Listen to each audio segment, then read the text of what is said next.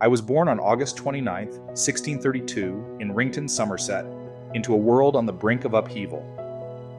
My father, a lawyer who fought for Parliament during the English Civil War, instilled in me two things: a love for learning and a belief in liberty. These would guide me throughout my life as I, John Locke, ventured into philosophy, challenging the ideas that had ruled societies for centuries. I received my education at Westminster and later at Christ Church, Oxford. But even at Oxford, I found myself disillusioned. The university clung to outdated ideas. Aristotle's works were treated like sacred texts, untouchable and unchallengeable. But I saw flaws, and I questioned, how do we know what we know? What if knowledge is not handed down from the past, but rather built from experience?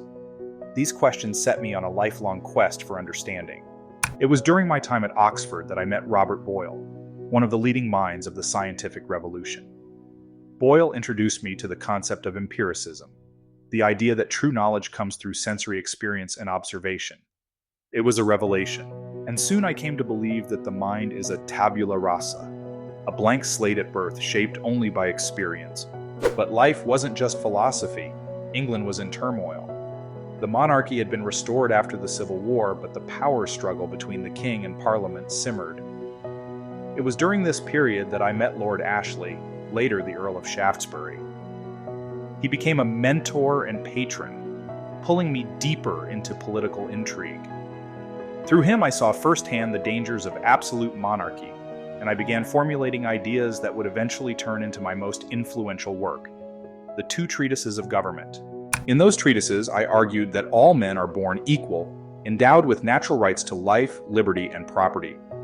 I rejected the notion of divine right, that kings were appointed by God to rule, and instead argued that governments should exist only by the consent of the governed.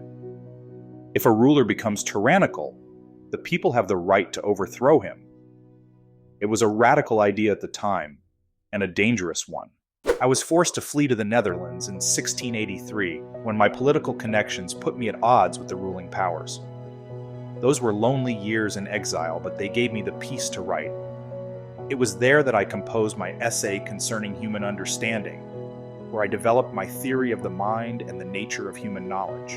In 1688, I returned to England after the Glorious Revolution. William and Mary had ascended to the throne, and constitutional monarchy was established. My ideas found fertile ground in this new political climate. As I grew older, I saw my works begin to influence others in ways I could never have imagined, especially across the Atlantic. My philosophy would go on to shape the foundations of the American Revolution. Thomas Jefferson himself drew from my work when writing the Declaration of Independence, using my ideas of natural rights and the necessity of government by consent. In my final years, I could only marvel at the ripple effects of what I had written. Now, centuries later, I wonder how much further my ideas have spread. Life, liberty, and property are still cornerstones of democratic societies, though I wonder, have we fully realized the potential of these principles? Have we kept the balance between individual freedom and the role of government? The answers lie in your hands now. If you enjoyed this dive into the life of John Locke, don't forget to hit that like button and subscribe for more immersive historical narratives. I'd love to hear your thoughts. How do you think Locke's influence is felt today?